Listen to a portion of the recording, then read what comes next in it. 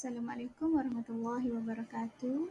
Saya Rusnata Syamil Darmiti Rusti dari Unit BM2 ingin membuat pembentangan tentang analisis kesalahan ejaan, kata dan ayat pada karangan murid tahun 6. Mari kita lihat karangan 1 murid tahun 6, iaitu pada perenggan pertama terdapat kesalahan ejaan. Kesalahan ejaan pada perenggan pertama, yang pertama ialah settle, iaitu perkataan asalnya ialah setelah. Dan yang kedua adalah perkataan nasi lemak. Nasi lemak di sini dieja huruf kecil, di mana nasi lemak merupakan kata nama khas yang perlu berpangkalkan huruf besar. Seterusnya di perenggan 1 juga terdapat kesalahan ayat. Contohnya, saya bangun awal, bangun daripada tidur, saya terus bersiap. Yang mana yang sebenarnya adalah saya bangun awal daripada tidur, lalu saya terus bersiap.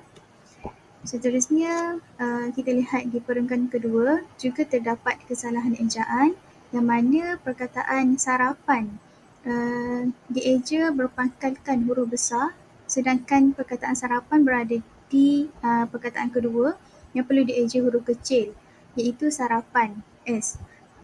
Yang kedua adalah pagi, sama juga, pagi berpangkalkan huruf besar, sedangkan pagi perlu dieja dengan huruf kecil.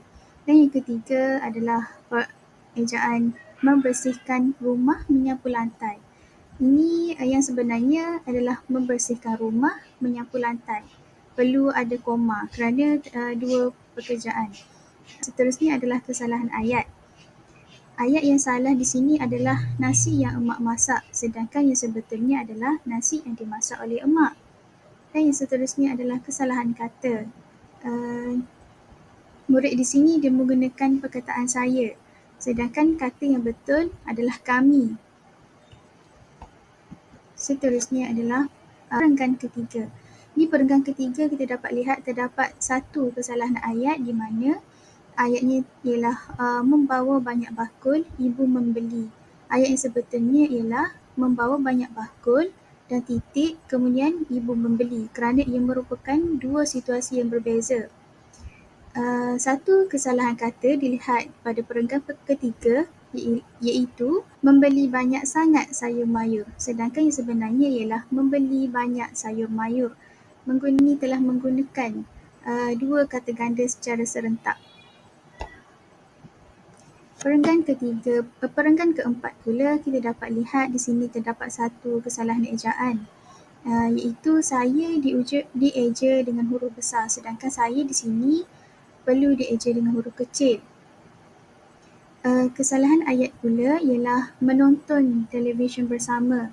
Ayah saya mengajak kami, dan yang sebetulnya ialah menonton televisyen bersama-sama, titik, ayah mengajak kami, kerana ia merupakan dua ayat yang berbeza, situasi yang berbeza.